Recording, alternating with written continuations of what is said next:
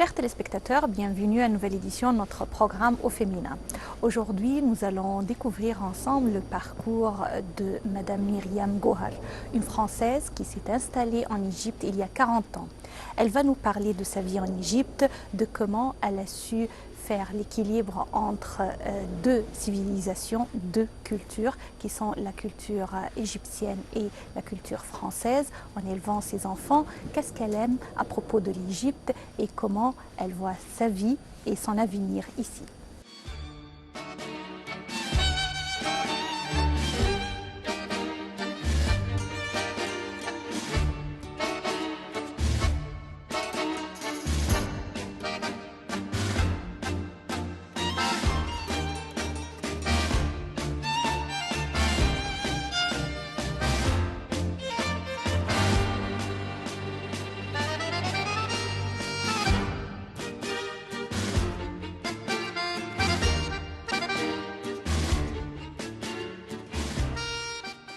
Madame Myriam Gohar, bienvenue à notre programme Femmes d'Égypte. Ravie d'être avec vous aujourd'hui pour cette interview. Bonjour.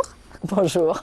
Bonjour. On commence toujours notre programme avec une carte d'identité que vous présentez à notre public. Qu'est-ce qu'on peut mettre sur cette carte d'identité? Alors, je suis une femme française, mariée avec un Égyptien depuis bientôt 40 ans. Je suis sage-femme. C'est un métier que j'ai choisi quand j'avais 9 ans et que j'adore. Et puis maintenant, je suis artiste aussi. Enfin, du moins, j'essaie. Je peins, je fais des bijoux, je fais des choses comme ça. J'aime beaucoup l'art. Et puis, je suis la mère de 4 enfants, qui est quand même un job à plein temps. Il existe beaucoup de points très intéressants à découvrir avec vous. Je commence avec la phase de l'enfance, une période de la vie de l'être humain qui marque cette vie pour toujours. Je voudrais savoir qu'est-ce que vous retenez de cette partie ou de cette phase de votre vie? Alors, j'étais en France, j'ai 2 frères et j'ai une grande passion et un grand amour pour mes frères. Nous sommes une fratrie très très soudée, quoi qu'on fasse, quoi qu'on dise, même avec la distance qu'il y a eu avec le temps. Mes frères et moi, c'est vraiment quelque chose comme ça de très fort.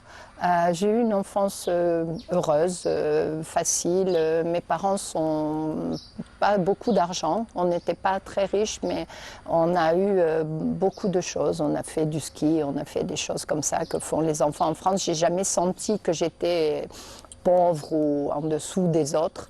Et ensuite, j'ai toujours voulu être sage-femme. Donc, il y a un moment où je me suis lancée dans cette... Je n'étais pas extraordinaire à l'école, mais je réussissais bien. Et après, j'ai passé le concours, j'ai réussi, je suis arrivée à être sage-femme. Et là, franchement, je me suis épanouie dans ce travail. Je m'arrête là avec cette expression, sage-femme. On n'a pas vraiment en Égypte l'habitude de parler de ce contexte, de cette expression, de ce métier. On parle de médecin, on parle d'hôpital. Alors, parlez-moi un peu de ce métier. Et vous avez travaillé comme sage-femme en France, dans quel contexte? Alors, sage-femme, ça veut dire que ça ne veut pas dire que nous, on est sage, mais ça veut dire qu'on apporte de la sagesse dans l'accouchement.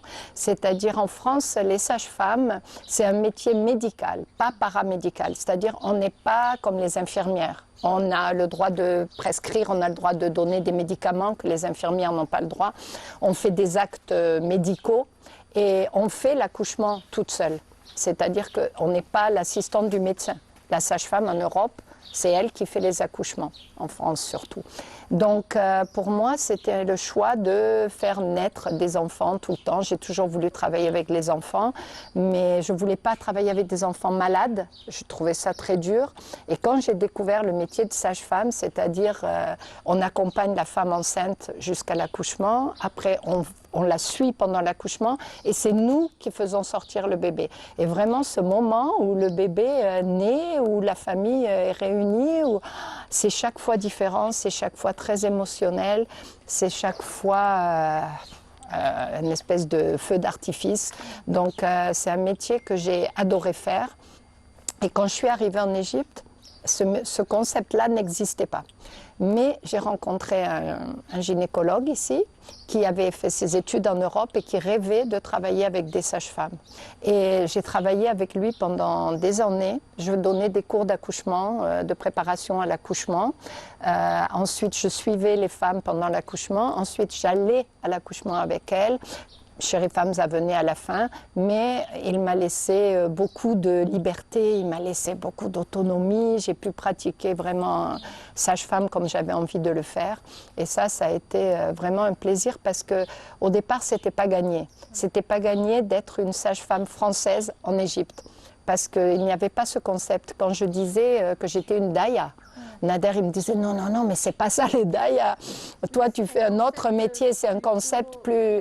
Voilà. Daya, c'était plutôt villageois. Elle faisait même des actes que je réprouve, hein, comme l'infibulation ou des choses comme ça. Donc, il me dit non, non, tu peux pas dire que tu es une Daya. Mais en même temps, sage-femme, ça parlait pas du tout aux gens. Donc, parfois, je disais doctorat, mais je trouvais que c'était un peu ronflant comme nom. Donc, j'ai été contente de rencontrer Chérie Famsa et d'avoir cette possibilité d'exercer le métier comme je voulais en Égypte.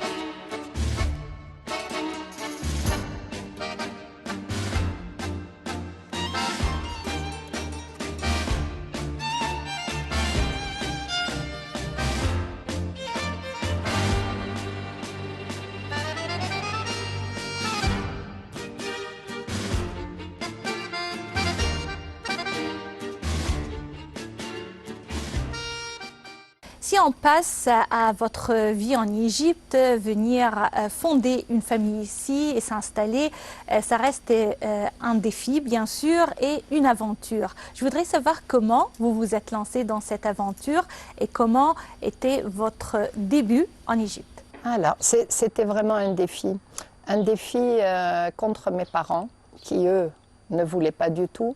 Et puis j'étais très très jeune, hein. J'avais 21 ans quand j'ai rencontré mon mari, on s'est mariés, je venais d'avoir 23 ans. Je suis arrivée vraiment open mind, mais en même temps complètement folle peut-être de me lancer dans ce truc parce que je ne parlais pas l'arabe, mais je ne parlais pas l'anglais non plus, pas très bien. Je parlais anglais comme une Française. Mon mari ne parlait pas français. On s'était vus 50-60 jours peut-être avant de se marier, sur 1 an et demi. Et oui, c'était un défi complètement, mais en même temps, j'étais complètement folle amoureuse et folle folle tout court. Et jeune, oui, cette folie de la jeunesse, cet enthousiasme, et puis je voulais que ça marche, mais je suis arrivée...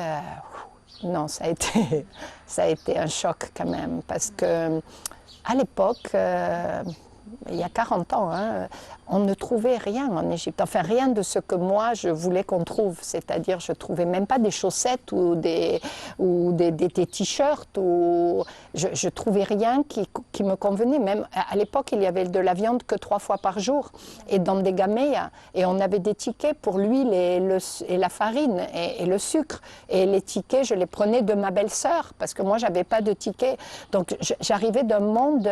C'était suite à la guerre de 6 octobre dans les années 70 ? Je suis arrivée en 81.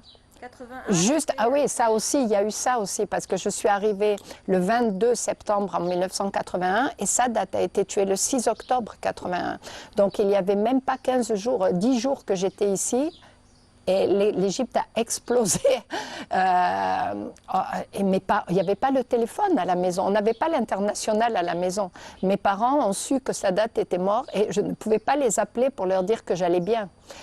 J'ai dû aller à la poste. On devait demander le numéro. Ils nous envoyaient dans une cabine. Dans la cabine, on avait les parents. Tout le monde entendait. C'était un autre monde, vraiment. Et ça, peut-être, je n'étais pas préparée du tout. Et je mentais à mes parents aussi. Mes parents me demandaient « Comment c'est ? Super !» Mais moi, j'avais c'était beaucoup à faire. En plus, on n'avait pas vraiment une maison à nous. On nous avait prêté une maison, donc ce n'était pas vraiment chez moi. Alors, c'était le chaos de début. Ça, c'est le chaos Enfin, le chaos, c'était pas le chaos parce qu'en même temps, j'étais très enthousiaste et je croyais beaucoup à l'amour, je croyais à tout ça. J'étais enceinte tout de suite. Mon mari a failli mourir parce que 15 jours après, j'étais enceinte. C'est arrivé très vite.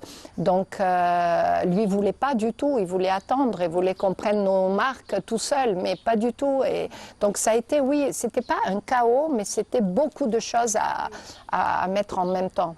Je crois que également, au fur et à mesure, il y a eu une intégration, il y a eu une évolution, arriver à des compromis peut-être. Parlez-moi un peu de ces étapes de la vie. Je ne peux pas dire vraiment qu'il y a eu des étapes. Je ne sais pas, petit à petit, je me suis installée, j'ai trouvé du travail. Déjà, ça aussi, je suis tombée enceinte donc. Puis j'ai trouvé du travail. À l'époque, ils ouvraient à Salam Hospital sur la Corniche et ils cherchaient des infirmières ou des gens pour travailler. Donc j'ai trouvé du travail, j'ai eu un permis de travail, j'ai eu les enfants. La vie a pris une espèce de routine aussi. On a eu un autre appartement, on s'est installé. Nader a changé de travail aussi. Il s'est installé dans un nouveau travail. On habitait au-dessus, il voyageait moins, c'était plus régulier. Et oui, on a trouvé notre rythme avec les enfants qui naissaient, qui allaient à l'école, qui grandissaient, qui, lui, son travail qui évoluait, le mien aussi. Donc ça s'est fait, je ne peux pas dire que c'était des grandes étapes, mais c'était les étapes de tout le monde de la vie en fait. On a construit quelque chose ensemble ici. Moi j'allais en France tous les étés pour me ressourcer un petit peu, pour voir mes parents, pour reprendre la vie. Ce qui était un peu compliqué, c'était les retours parfois. Quand je revenais pendant 15 jours, j'étais un peu triste, j'avais laissé mes frères, j'avais laissé la vie en France. Mais sinon, non, ça s'est fait très naturellement en fait. Je n'ai pas eu de grandes étapes à franchir.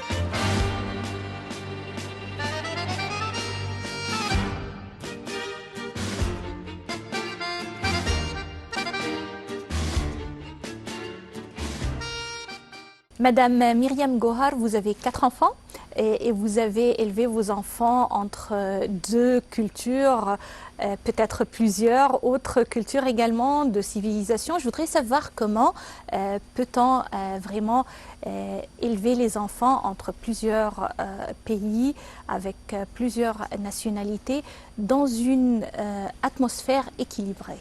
Alors, j'espère qu'ils étaient dans une atmosphère équilibrée, mais il se trouve qu'on vivait en Égypte. Moi, je suis française, on allait tous les étés en France et ils allaient au lycée français. Alors finalement, il y avait quand même un équilibre parce qu'il y avait beaucoup d'Égypte, mais il y avait aussi de la France entre moi.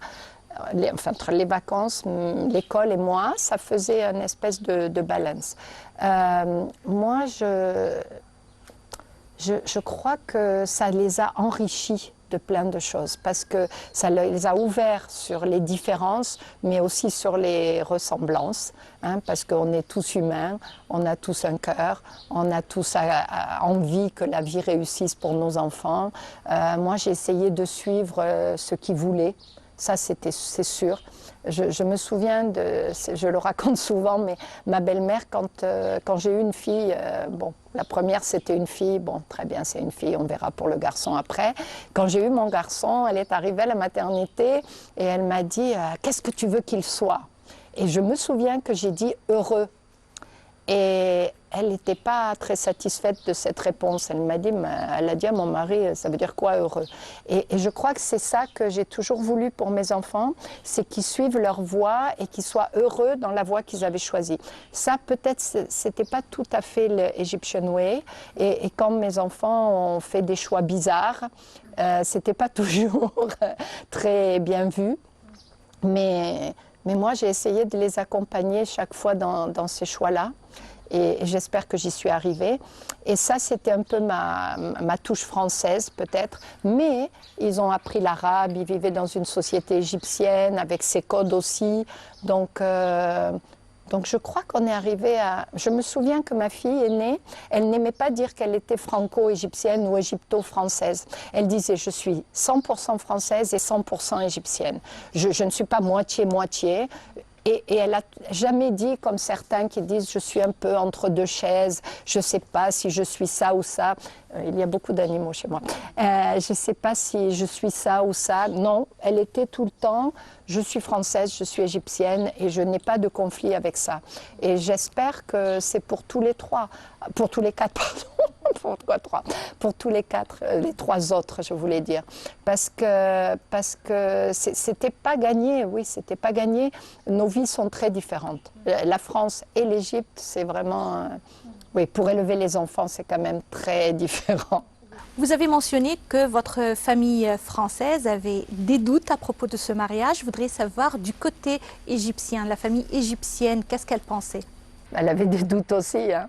Elle avait beaucoup de doutes. D'abord, ma belle-mère lui a dit que les étrangères, on n'avait pas la même façon de voir la famille, qu'on n'était pas des femmes d'intérieur, que je ne saurais pas cuisiner, que je ne sais pas, que les filles étrangères étaient légères aussi, cette façon de dire qu'on n'était pas très...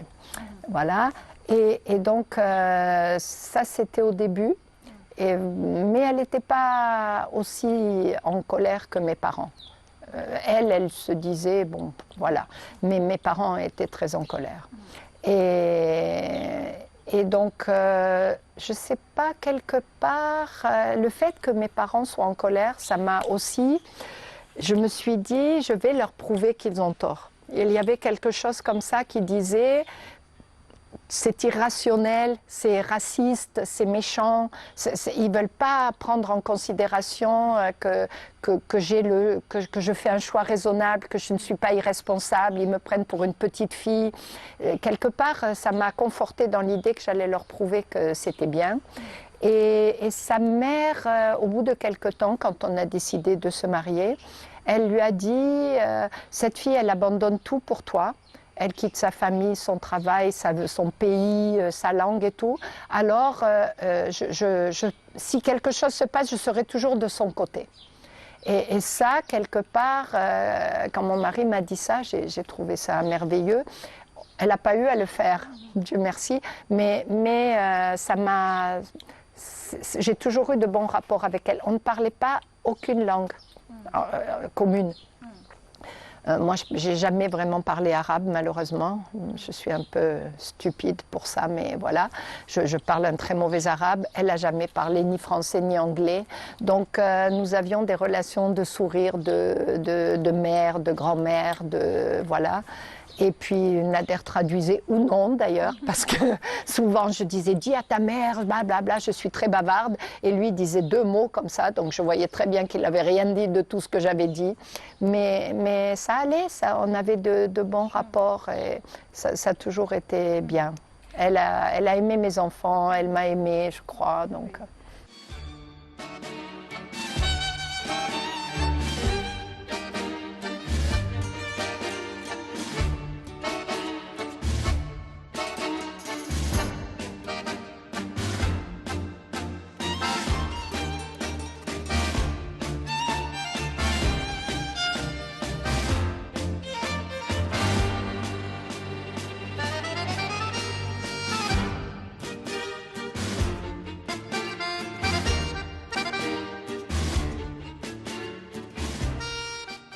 Madame Myriam Gohar, votre vie en Égypte, votre vie familiale, conjugale était une réussite, et à côté de vos responsabilités pour la famille, peut-être le travail au début comme sage-femme, vous avez également d'autres activités. Vous avez une passion pour l'art. Parlez-moi un peu de ce côté artistique de votre vie.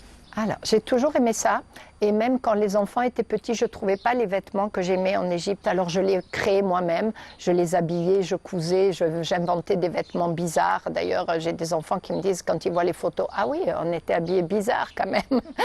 J'aimais les choses très artistes, très bizarres, très différentes. J'ai toujours dit à mes enfants que on s'en fichait de ce que les gens pensaient. On ne tenait pas compte de leur avis. Si on avait envie de faire les choses, on les faisait. C'est ce que j'ai fait dans ma vie tout le temps, y compris venir en Égypte et épouser mon mari. Qu'il fallait suivre ses envies, son cœur, sa tête, qu'il ne fallait pas tenir compte de ce que les gens disaient. Donc j'ai commencé comme ça, en m'habillant et en habillant les enfants comme je voulais. Ensuite, quand les enfants ont grandi, je me suis mis à peindre un peu, je vendais mes tableaux. Après j'ai fait de la pâte à sel, je vendais ma pâte à sel dans les bazars au moment de Noël. Après j'ai fait de la peinture sur porcelaine et je vendais la peinture sur porcelaine dans des magasins ou bien dans les bazars aussi. Après, ma grand-mère est morte et j'ai hérité, elle était couturière ma grand-mère, j'ai hérité de plein de vieux boutons de ma grand-mère et j'ai décidé d'en faire des colliers, ça a commencé comme ça. Et je me suis mise à créer des colliers.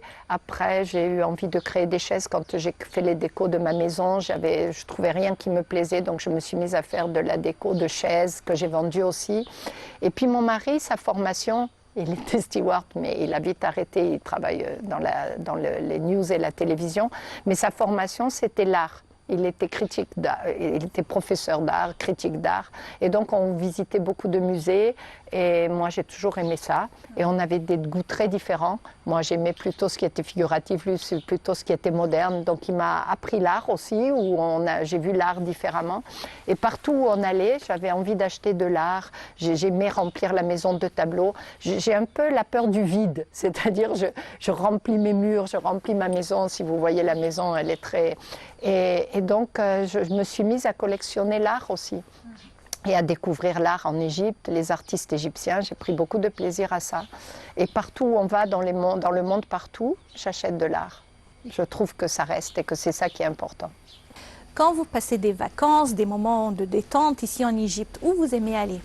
Alors, j'adore aller à Siwa. Vraiment, cette oasis, elle est magique. Alors, j'y étais pas allée depuis très longtemps. J'y suis retournée il y a moins d'1 an et ça a changé. Tout change en Égypte. Mais la magie reste.